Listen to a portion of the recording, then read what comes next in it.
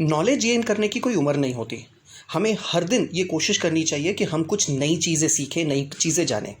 मैं अपने इस वीडियो सीरीज़ में हमेशा ये कोशिश करता हूँ कि हर बार हर वीडियो में कुछ नई चीज़ें आप लोगों तक लेकर के आऊँ और आप लोगों की जितनी हो सके नॉलेज को इन्हेंस करूँ। आज इस वीडियो में मैं बात करने वाला हूँ refund of input tax credit की। जी हाँ, बिल्कुल सही सुना आपने। हम आपको बताएंगे आज कि आईटीसी, जो आपके पास एक्सेसिव आईटीसी है, उसका रिफंड कैसे लिया जाए। उससे पहले मैं हूँ सीए देवेंद्र रहेजा। अगर आपने अभी तक मेरे चैनल को सब्सक्राइब नहीं किया है तो इसको जल्दी से सब्सक्राइब कर लीजिए और इस वीडियो को लाइक और शेयर भी करिएगा।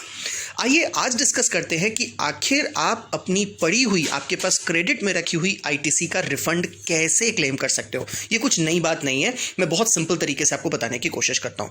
हालांकि ये कोई प्रोविजन नया नहीं है, ये बहुत पहले प्रोविजन बना दिया गया था, बट ये है कि कई लोगों को इसके बारे में प्रॉपर नॉलेज नहीं है। लोग मिसगाइड होते हैं, कंफ्यूज होते हैं। उस कंफ्यूजन को दूर करना मेरा मकसद है, तो आज हम इसी के बारे में डिस्कशन करने वाले हैं।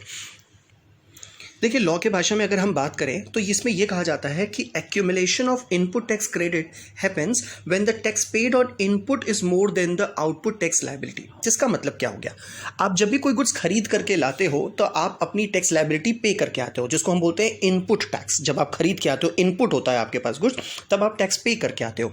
और फिर वो जो आईटीसी है, वो जो इनपुट टैक्स है, उसका आप क्रेडिट फैसिलिटी ले लेते हो आउटपुट टैक्स के केस में। यानी कि जब आप गुड्स को बेचते हो तो वो जो टैक्स आपको रिकवर होता है, उन दोनों को आपस में आप सेट ऑफ कर देते हो और बीच में अगर कोई लायबिलिटी बचती है तो आप गवर्नमेंट को पे करते हो। लेकिन अगर लायबिलिटी नहीं बचती है, आपके पास आईटीसी ज्यादा है, यूं कह लो कि आप 100 रुपए की आईटीसी कलेक्ट करके लाए हो और आपने केवल 20 रुपीज की आउटपुट टैक्स लायबिलिटी क्रिएट की है, तो 80 रुपीज अभी भी आपके पास क्रेडिट रहेगा और ये 80 रुपीज आप नेक्स्ट मंथ में एडजस्ट कर सकते हो या नेक्स्ट ईयर में एडजस्ट कर सकते हो। क्या कहते हैं ये, such accumulation will have to be carried over to the next financial year till such time as it can be utilized by the registered person for the payment of output tax liability। यानी कि जो भी आप credit collect करके लाए हो वो अगले महीने या अगले साल, अगले फाइनेंशियल ईयर में आप उसको एडजस्ट कर सकते हो फ्रॉम आउटपुट टैक्स लायबिलिटी।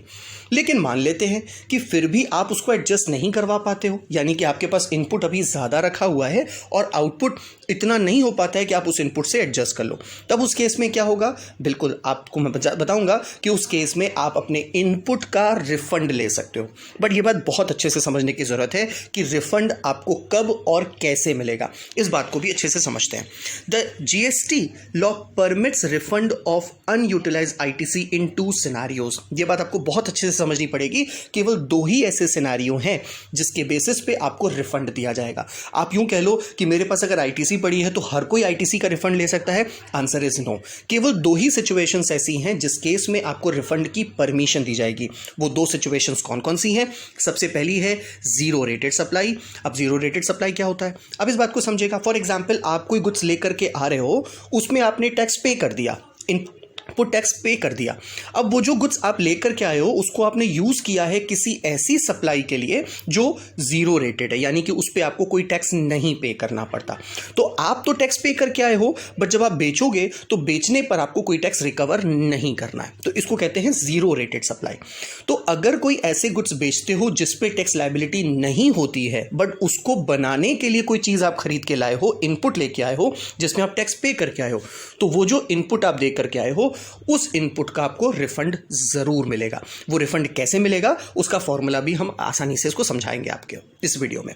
दूसरी चीज, इन्वर्टेड ड्यूटी स्ट्रक्चर। अब ये इन्वर्टेड ड्यूटी स्ट्रक्चर क्या है, जैसे यूं कह लो कि आपने कुछ खरीदा और वो खरीदा 12% के रेट से, लेकिन जब आप उसको बेचते हो तो वो बिकता है 5% के रेट से। भाई ऐसा कैसे हो सकता है कि 12% से खरीदें और 5% में बेचें?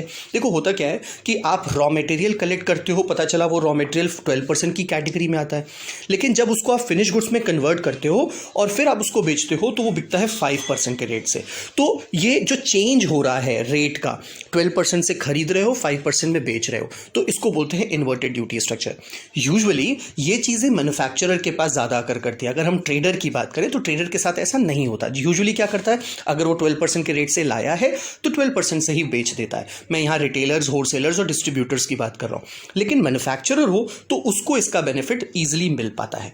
अब पॉइंट आता है कि इसमें हम कैलकुलेशन कैसे करेंगे, ये भी जानना बहुत जरूरी है। तो आइए एक बार इसकी कैलकुलेशन समझ लेते हैं। देखिए, जब आपको रिफंड चाहिए ज़ीरो रेटेड सप्लाई के केस में, यानी कि जब आप कुछ खरीद रहे हो टैक्स पे करके, लेकिन जब आप उसको सप्लाई कर रहे हो वो ज़ीरो रेटेड है, तब उस केस में आपको क्या करना पड़ेगा, आपको प्रपोर्शन निकालना पड़ेगा। यूँ कह लो कि आपकी टोटल सेल का जितना परसेंट ज़ीरो रेटेड सेल होगा उतना ही परसेंट आईटीसी का आप रिफंड क्लेम कर सकते हो। इसको अगर हम फॉर्मूला बेसिस समझें तो हम कह सकते हैं turnover of zero rated supply of goods and services, दोनों एक ही चीज़ है, गुड्स और सर्विसेज जो भी आप ज़ीरो रेटेड कर रहे हो, डिवाइड कर दो इसको टोटल टर्नओवर से। अब टोटल टर्नओवर मान लेते हैं कि आप केवल ज़ीरो रेटेड ही करते हो, तो जितना आपने सेल किया है सब ज़ीरो रेटेड है, तो पूरा का पूरा आईटीसी मिल जाएगा, आपको रिफंड हो जाएगा। लेकिन मान लेते हैं कि आपने 40% ज़ीरो रेटेड सेल किया था और 60% टैक्सेबल वाला सेल किया था, तो जितनी भी आईटीसी है उसका 60% आपको रखना पड़ेगा, 40% रिफंड बैक लेना पड़ेगा।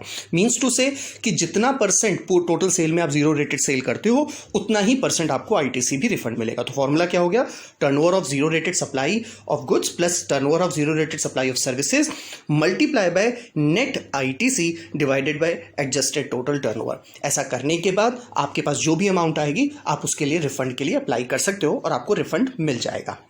फिर दूसरी बात आती है एडजस्टेड टोटल टर्नओवर क्या होगा। तो एडजस्टेड टोटल टर्नओवर को आप बिल्कुल सिंपल लैंग्वेज में समझ सकते हो, टोटल टर्नओवर जिसमें सारी चीज़ें आपके पास सेल की हो, चाहे वो जीरो रेटेड हो चाहे वो टैक्सेबल रेट ऑफ सप्लाई हो, उन सबको आप ऐड कर दो, वो बन जाएगी हमारी adjusted total turnover.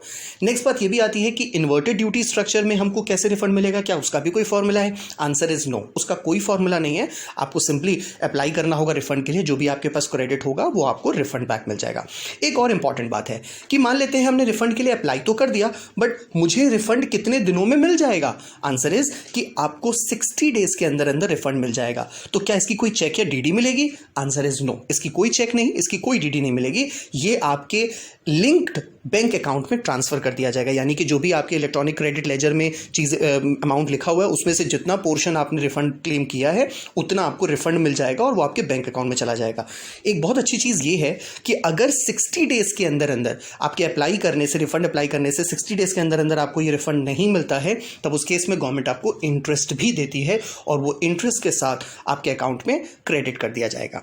Thank you for watching this video, have a nice day.